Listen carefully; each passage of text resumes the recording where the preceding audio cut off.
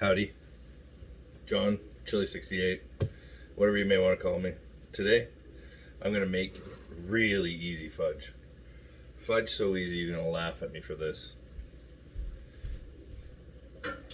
First ingredient that I need, and I'm drying currently, is just literally a can of Eagle brand condensed milk. So I've just taken it out of hot water, so it's fairly warm and liquidy as best I can. And I have a spatula. It does tend to pop a little when you first open it, so heads up for that. Bring her out, pour it all into the bowl.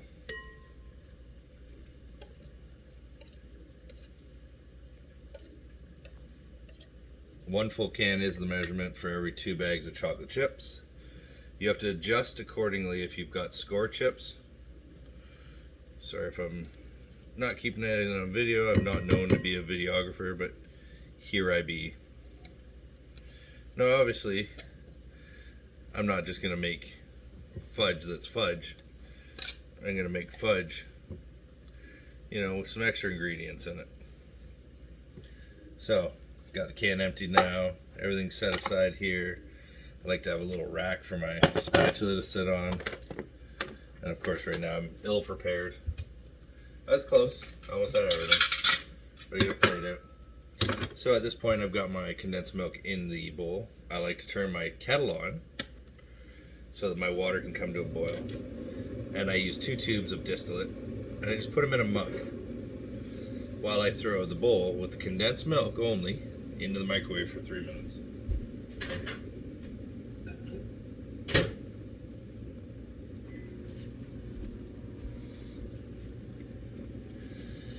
So we can get rid of some of this stuff. There's that. At the same time, I've got to get my container, or I use a silicone pan, and I absolutely don't know where it is. Well, I'm on a roll this morning, but it'll work out. I know that it's here. I keep things in the most random spots.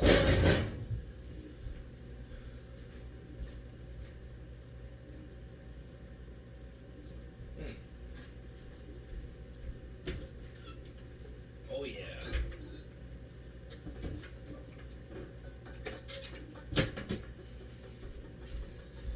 I literally just used a silicone pan, available anywhere. So my kettle's gone off, and I like to put my hot water directly in to where my distillate is. That provides a couple things. That just warms it up enough so that it pours nicely, and then with the hot condensed milk, it's able to mix even better. It spreads better, and you want to make sure that you use that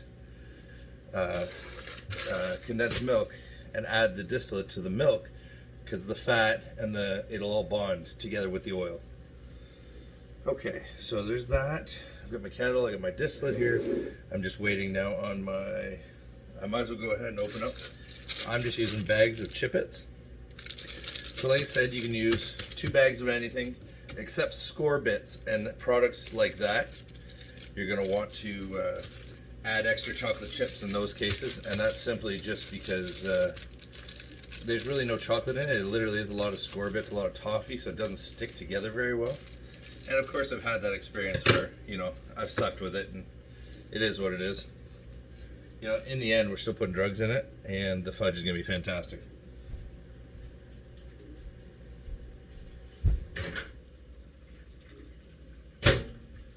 So now, as you can see, nice and bubbly and hot.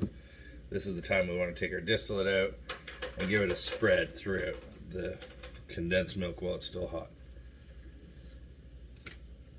1, 2, and try to spread it a little bit. I mean, maybe it doesn't matter, but to me, I feel like, you can take a second to spread it before you get mixing it into the milk. But I mean, I wish you could see over top here, but it literally is disappearing into the milk, which is great. Gives it a bit of a beige tone. And this milk is super hot right now. So at this point, I just go right ahead and I dump my chips in. I wish they'd dump it faster. Hey, there we go. Wishes are their command. Oh, flying chips. Those are extras for me. Oh, the butterscotch. Right away you can smell. Holy smokes, that's fantastic. Yeah, so literally just have the chips, mixing them up. That's, like I said, after, don't skip the step of making sure that your distillate is mixed nicely. It's going to be important on the finished product. And these are now melting really nicely. I mean, don't be afraid to throw it back in the microwave for a second or two. I wouldn't go too long, you know, especially with chocolate chips as opposed to butterscotch, because they will scald. Whereas this here, this is... Oh. Yeah. I mean, if you like it kind of chunky. At this point, too, you know, as these chips finally finish melting, is the time when you can add anything else you want to add. Not the spatula head, of course, like it keeps happening.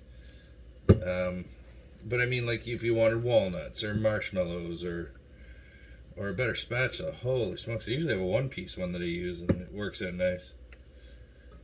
This one, at least it's clean. So quite literally, as it's mixed thoroughly, and now I can actually feel it, and you can see that it's like a nice smooth mix with my spatula flying everywhere, obviously, again. And I literally just move it aside, I take my pan,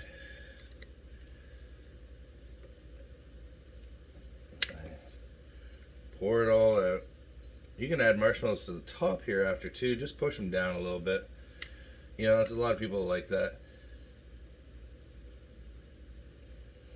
Yeah, so bowl aside, and then literally just push it into the space.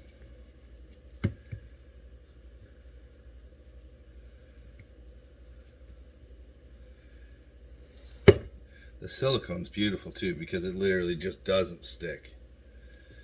Now I made a butterscotch fudge that, I mean, I dare say would go against most people's butterscotch fudge.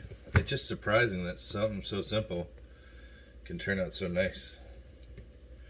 And really, aesthetics is one thing. I just do it for thickness. That way I can cut all my pieces into uniform widths and heights. And I guess I'm not cutting into height, but uniform. You know, try to get it there. And even after it's done, I mean, look at all the spooniness. Make sure you get all that off. Unless you're a glutton for punishment, which I have been a few times, and think that you're going to get away with licking it. I'll just try maybe a little piece after. That way I can see its potency. I'm pretty sure I know already, but... So it's close to being pretty, and I like to take a couple shots just to throw it down and settle it. Literally, after that, you've got maybe an hour in the fridge where it just needs to cool down and kind of just come back together, and it'll just thicken right up, and then you can cut them into your slices. And at this point, as you can see, a 9x9, I mean, you just determine your size of your pieces from there. You know, I get some people that are as high as 200 megabits. Here I go, internet geek. But it's sometimes as high as 200 milligrams, and some people as low as 5 milligrams that it works great for them, and they're still giggling like a bugger. So that literally is it. Once it's done in the fridge, you can cool it, you can freeze it, but I don't recommend doing that long. I have a really nice vacuum sealer that actually works out really well. But other than that, any questions, you know where I'm at.